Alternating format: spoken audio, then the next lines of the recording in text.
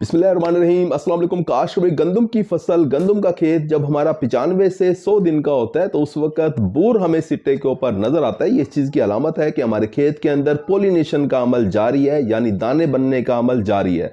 काश ये पोलिनेशन का अमल हमारे खेत के अंदर कितने दिन तक होता रहता है, इस वक्त हमें कौन सी एहतियात करनी चाहिए और कितना दर्जा हरारत हो जिसके ऊपर पोलिनेशन का अमल बेहतरीन तरीके से मुकम्मल होता है, इसके बारे में आज हम बात कर रहे होंगे। अगर आपने हमारे चैनल सब्सक्राइब नहीं किया तो चैनल को फौरन सब्सक्राइब कर दें, साथ में बेल के बटन को दबा दें ताकि फसलों के मुतालिक हम जितनी वीडियो बना रहे होते हैं वो आपको बर वक्त मिल सकें। काश्मीर गंदम की फसल जब 95 से 100 दिन की होती है तो सिट्टा पौधे से बाहर निकल आता है। इस स्टेज को हेडिंग स्टेज कहते हैं। सिट्टा बाहर निकलने के बाद पहला जो काम करता है वो पोलिनेशन का अमल करता है, यानी नर हिस्सा और मादा हिस्सा आपस में मिल रहे होते हैं और दाने बनते हैं। काश्मीर भाइयों, ये दाने बनने का अमल जो है तकरीबन 3 से 5 दिन तक जारी रहता है, लेकिन हमारे खेत के अंदर सिट्टे क्योंकि एक ही वक्त में नहीं निकलते, कुछ सिट्टे 2-4 दिन पहले निकल रहे होते हैं और कुछ सिट्टे बाद में निकलते हैं। यानी हमें खेत के अंदर बूर जो है वो तकरीबन 8 से 10 दिन तक नजर आता है, यानी हमारे खेत के अंदर पोलिनेशन 8 से 10 दिन तक जारी रहती है।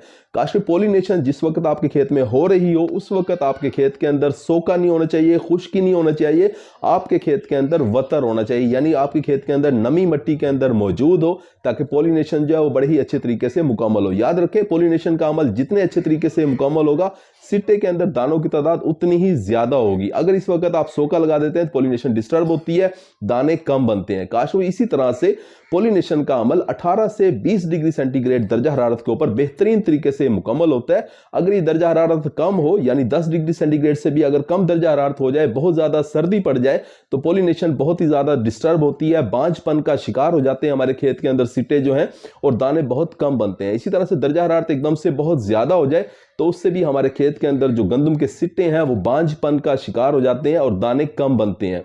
काश्तकार भाई, अगर खुराक की बात की जाए तो बोरान एक ऐसी खुराक है, एक खुराक का ऐसा जुज़्व है जो पोलिनेशन के अमल को बहुत ही अच्छे तरीके से मुकम्मल करता है। लेकिन जिस वक्त आपको बूर नजर आ रहा है, पोलिनेशन चल रही है, उस वक्त आप बोरान का इस्तेमाल करेंगे तो कोई फायदा नहीं है।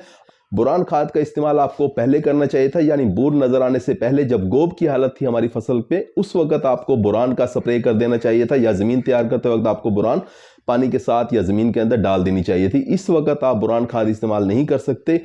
उम्मीद है कि वीडियो आपको समझ आ गई होगी। अपना ख्याल रखिएगा। अल्लाह हाफिज।